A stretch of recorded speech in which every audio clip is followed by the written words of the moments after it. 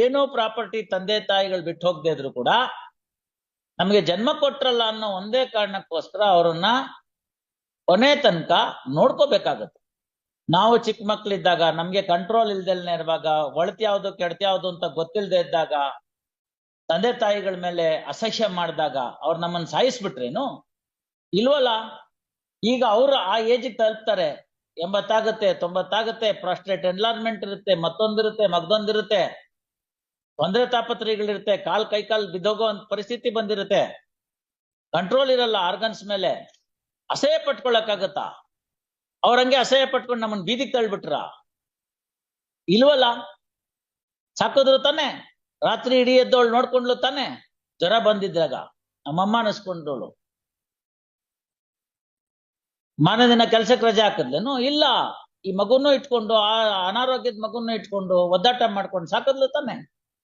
ಅದೆಲ್ಲ ನೆನೆಸ್ಕೋಬೇಡ್ವಾ? ಅವ್ರು ಬಿಟ್ಟೋದ್ ಪ್ರಾಪರ್ಟಿಗೆ ಮಾತ್ರ ನಾ ಗಲಾಟೆ. ಇದೇ ಮೂರ್ತಿ ರಾವು 20 ಲಕ್ಷ ಸಾಲ ಮಾಡ್ಬಿಟ್ಟಿದ್ರು ಅಂತ ಇಟ್ಕೊಳ್ಳಿ, ಯಾವ ಹೆಣ್ಮಕ್ಳು ಮುಂದೆ ಬಂದು ತೀರ್ಸಿದಿರಿ ಹೇಳಿ? ಹೇಳಿ ಇವ್ರೆ, ಗಂಡ್ಮಕ್ಳು ತೀರ್ಸ್ಬೇಕವ್ರು ಅಂತ ಹೇಳ್ತಾರೆ. ಯಾರು ತೀರ್ಸಿದಿರಿ ಹೇಳಿ?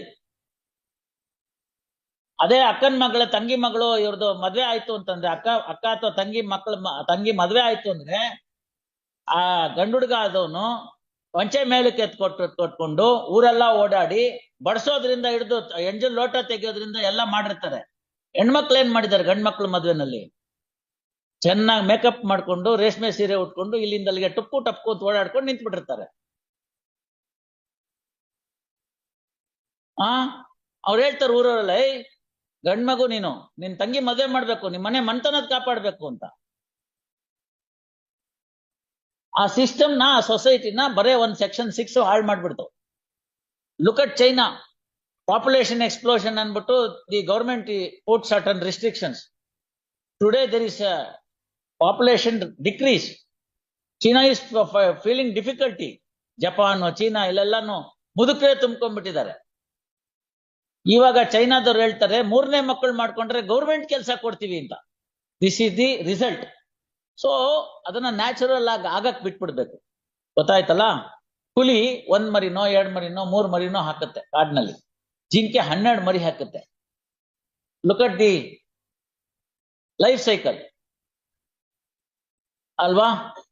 ಪರ್ಮಿಟೇಷನ್ ಕಾಂಬಿನೇಷನ್ ಹಾಕೊಂಡ್ರೆ ಅಷ್ಟು ಹುಲಿಗಷ್ಟು ಜಿಂಕೆ, ಅಷ್ಟು ಹುಲಿಗಷ್ಟು ಕಾಡ್ಕೋಣ.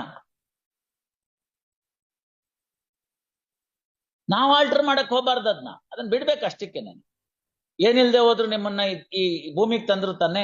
ಈಗಿನ ಕಾಲದ ಮಕ್ಳು ಕೇಳ್ತಾರಲ್ಲ, ಅವೆಲ್ಲ ಏನೋ ಟಿವಿ ಸೀರಿಯಲ್ಗೆ ಪಿಕ್ಚರ್ಗೆ ಚೆನ್ನಾಗಿರುತ್ತೆ. ನಿಮ್ ತೀಟೆಗೆ ನೀವು ನಮ್ಮನ್ನ ನುಡ್ಸುದ್ರಿ, ನಾವೇ ನುಡ್ಸುವಂತ ಅಪ್ಲಿಕೇಶನ್ ಹಾಕೊಂಡಿದ್ವಾ ಅಂತ. ಅದೇ ಮಾತನ್ನ ಅವನ್ ಮಗಳು ನಾಳೆ ಬೆಳಗ್ಗೆ ಕೇಳಿದಾಗ, ಅವನ್ ಮಗ ಕೇಳಿದಾಗ ಅವ್ನಿಗೆ ಗೊತ್ತಾಗುತ್ತೆ ನೋವು ಎಷ್ಟು ಅಂತ. Procreation is one of the important significant factor of the institution called marriage. ಗೊತ್ತಾಯ್ತಲ್ಲ? ಮಾತಾ ಪೂರ್ವ ರೂಪಂ ಪಿತೋತ್ತರ ರೂಪಂ ಅಂತ ಹೇಳ್ತಾರಲ್ಲಿ. ಮಾತಾ ಪೂರ್ವ ರೂಪಂ ಪಿತೋತ್ತರ ಉತ್ತರ ರೂಪಂ ಪ್ರಜಾಸಂಧಿ ಪ್ರಜನನಂ ಸಂಧಾನಂ ಅಂತ ಅನುಶಾಸನ.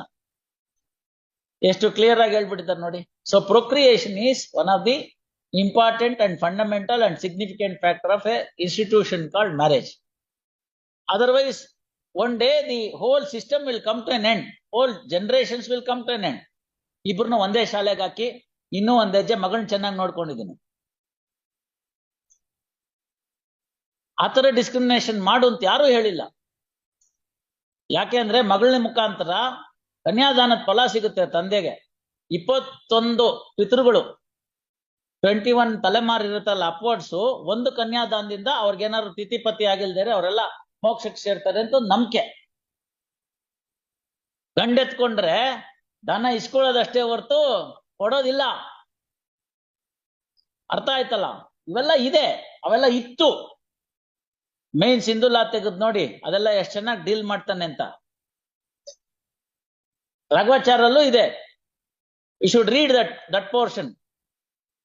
ಅದಕ್ಕೆಲ್ಲ ಅಂಕುಶ ಹಾಕ್ಬಿಟ್ರು 56ರಲ್ಲಿ. ಆ ಓಲ್ಡ್ ಹಿಂದುಲಾನ 4 ಭಾಗ ಕಡ್ದಾಕ್ಬಿಟ್ರು. ಬೇರೆ ಯಾವ ಸಿಸ್ಟಮ್ಗೂ ಟಚ್ ಮಾಡ್ಲಿಲ್ಲ. ಟಚ್ ಮಾಡಿದವ್ರು ಬೇರೆಯವರಲ್ಲ, ನಮ್ಮವ್ರೇ. ಗೊತ್ತಾಯ್ತಲ್ಲ? ಕೊಡ್ಲಿ ಕಾವು ಮರಕ್ ನೋವು ಅಂತ ಗಾದೆ. ಕೊಡ್ಲಿ ಕಾವಿದೆಯಲ್ಲ, handle, that is made out of ಮರನೇ. ಮರಕ್ ನೋವು, ಅದರಿಂದ ತಾನೇ ಹೊಡಿತಾನವನು. So no other personal law system was tinkered in the 1956. It is only the Hindu law. ನಮ್ಗೇನಾಯ್ತದೆ ಅಂತಾನೆ ಗೊತ್ತೇ ಆಗ್ಲಿಲ್ಲ. ಆಗ್ಲೋ ರಾತ್ರಿ ಹೊಸ ಕಾನೂನು ಬಂದ್ಬಿಡ್ತು. ತಿಳಿತೋ ಇಲ್ವೋ? ಹೆಣ್ಮಕ್ಳು ನಮ್ಮವ್ರೇನೇನೆ, ನಮ್ ಜೊತೆಗೆ ಒಡಹುಟ್ಟಿದವ್ರು, ಕಷ್ಟಕ್ಕಾಗೋರು, ಬೆನ್ನಿಗೆ ಬಿದ್ದವ್ರು. ಬಾಂಧವ್ಯ ಕಿತ್ತಾಕ್ಬಿಟ್ವಲ್ಲ. ಹೋಗೆ ನಿಮ್ಮ ಅಪ್ಪನ ಮನೆಯಿಂದ ಏನ್ ತಂದಿ ಅಂತ, ಹೊಸ ಕಾನೂನು ಬಂದಿದ್ಯಂತೆ ಅಂತ, ನೋಟಿಸ್ ಕೊಡು ಅಂತ ಓಡಿಸಿದ್ರು. ನೋಟಿಸ್ ಬಂತು. ಪಾಪ ಇವನ್ ನಂಬ್ಕೊಂಡ್ ಬಂದಿದ್ಲಲ್ಲ ಹೆಂಡತಿ, ಅವಳು ಯಾಕೆ ಸಪ್ಪಗಿದ್ದೀರಿ, ಏನಾಯ್ತು ಅಂತ ಕೇಳ್ಬೇಕು ರಾತ್ರಿ. ಇಲ್ಲ, ಹಿಂಗೆ ನಿನ್ನ ಅತ್ತಿಗೆ ನಾದ್ನಿ ಈ ತರ ನೋಟಿಸ್ ಕಳ್ಸಿದ್ದಾರೆ ಅಂತ. ಯಾಕಂತೆ ಅಂತ, ಹಿಂಗೆ ಅಂತ. 2 ದಿನ ಸುಮ್ನಿದ್ದ ಗಂಡ.